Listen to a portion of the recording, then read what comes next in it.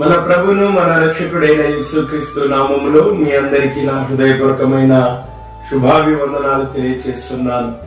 దేవుడు మిమ్మును మీ కుటుంబాలను దీవించి ఆశీర్వదించునుగాక. ఆమేన్. సత్యం హెవెన్ మినిస్ట్రీ ద్వారా అనుదిన వాగ్దానము. మత్తయి సువార్త 8వ అధ్యాయము 2వ వచనం. ప్రభువా, నీకిష్టమైతే నన్ను శుద్ధినిగా చేయగలవనెను.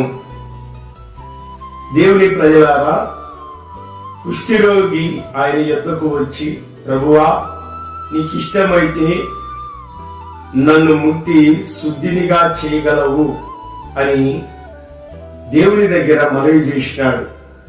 అయితే యేసుక్రీస్తు ప్రభుల వారు నాకిష్టమే అని ముట్టి అతన్ని శుద్ధి చేస్తూ వచ్చినాడు. రోగాన్ని బాగు చేస్తూ వచ్చినాడు. దేవుని ప్రజలారా, హృదయ శుద్ధి గల వారు ధన్యులు, వారు దేవుని చూచెదరు. హృదయాన్ని శుద్ధి చేయాలంటే క్రీస్తు రక్తము నీ హృదయాన్ని శుద్ధి చేస్తుంది.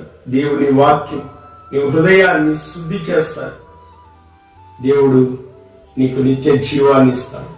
ఆయన యుద్ధకు వచ్చి ఆయన అడిగినట్లయితే ఆయన నిన్ను శుద్ధినిగా చేస్తాడు, బాగు చేస్తాడు, నిత్య జీవాన్ని ఇస్తాడు, ఆశీర్వదిస్తాడు. అడి భాగ్యము, ధన్యత ఈ మాటలు వినిచున్న మీకు, మీ కుటుంబానికి ఈ వాగ్దాన ఫలమును దేవుడు అనుగ్రహించును గాక. ఆమేన్.